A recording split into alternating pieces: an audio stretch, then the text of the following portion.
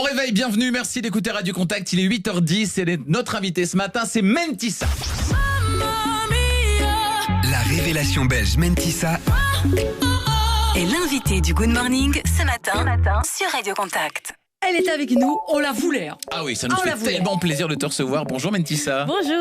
Bonjour, sois la bienvenue. En tout cas, tu es là pour nous parler de ton premier album tellement attendu, La Vingtaine, dans lequel, parce qu'on l'a tous écouté forcément, tu te livres tellement joliment, avec ces phrases, comment on s'écrit quand on a la vingtaine, comment on se décrit quand on se connaît à peine. Tu te dévoiles beaucoup avec des sentiments même assez intimes, des ressentis, des choses que tu as vécues. C'est une demande, c'est une commande. Comment ça se passe l'écriture d'un album comme ça ? Je pense que ça se passe beaucoup au feeling. En tout cas, pour ma part, ça a été le cas. J'ai pas trop réfléchi en fait quand on m'a demandé de quoi j'avais envie de parler dans cet album, quels étaient les sujets que j'avais envie d'aborder. Tout de suite, je me suis dit, j'ai envie de parler de moi. Je veux que les gens apprennent à me connaître. Je veux que les gens, quand ils finissent d'écouter cet album, ils se disent Mentissa, c'est elle. Pour moi, c'était évident en fait. Je me suis dit, c'est un premier album, les gens me connaissent pas, les gens savent pas d'où je viens. Et pour moi, j'aime bien moi raconter ce qui se passe dans ma tête, parce qu'il se passe beaucoup de choses dans ma tête. Mais c'est vraiment ça, on a l'impression de lire un peu ton carnet intime en fait. Exactement. Tu te dévoiles vraiment, comme je disais, très joliment. Alors c'est fou parce que il y a quelques semaines, figure-toi, j'avais parlé ici à l'antenne d'un de tes titres, Balance, que je trouvais magnifique justement parce que voilà, tu parles de ce jugement, de ce regard que peuvent porter les gens. Et Dieu sait que quand on est artiste comme tu l'es, voilà, quand on s'exhibe, on est jeté dans la fosse aux lions et on doit subir des critiques qui ne sont pas toujours simples. Exactement, c'est ça. Et c'est quelque chose qui te touche profondément parce qu'il y a un autre titre qui m'a fort touchée, c'est Le bruit du silence.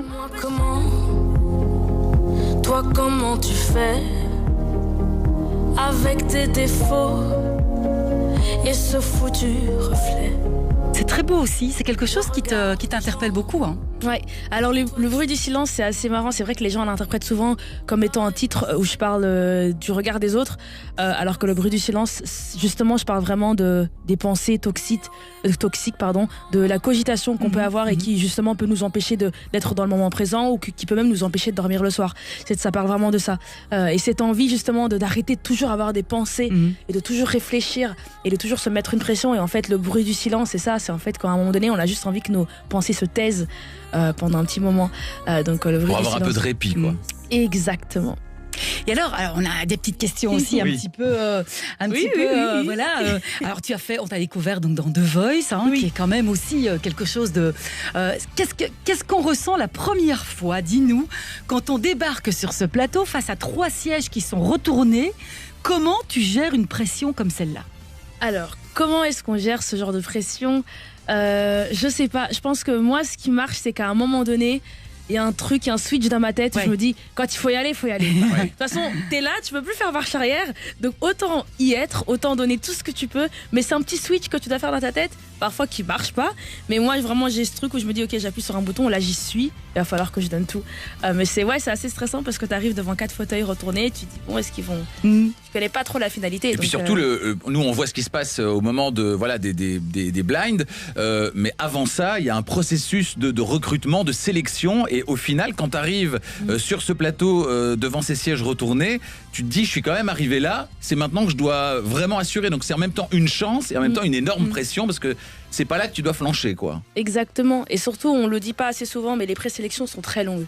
Parfois, tu peux te retrouver dans le casting de The Voice pendant 2-3 mois à faire une sélection, puis une autre, puis une autre, puis une autre. Donc moi, ce que je trouve joli, c'est de se dire que quand on arrive aux auditions à l'aveugle, en fait, quelque part, t'as déjà gagné. Parce qu'en fait, tu fais partie des 140 derniers candidats et on a commencé sur... plus de 5000 inscriptions. Donc c'est important de le dire aussi, que les gens se disent pas si les fauteuils se retournent pas, c'est bon, c'est fini. Ça veut finalement dire grand chose et pas beaucoup en même temps, et tu peux retenter ta chance l'année prochaine. Donc il y a ce truc là aussi, c'est quand même important de le dire, que ça reste un jeu, que c'est fun, que c'est divertissant et qu'il faut y aller avec le smile. Une expérience incroyable. Et une expérience humaine incroyable aussi. Ah, c'est magnifique. Merci de nous la partager ce matin. Alors ce qui est incroyable, c'est la voix de Mentissa, évidemment. On est hyper fan. Elle est talentueuse et surtout sa voix dans la finesse. Elle a une finesse incroyable dans la voix qui est hyper touchante, et justement elle a accepté ce matin de chanter en live, et chanter en live le matin, c'est vraiment pas évident. gagné pour moi.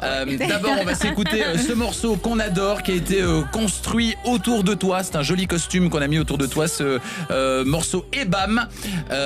Et on l'écoute tout de suite. On te retrouve juste derrière. À tout de suite. Chez B.O.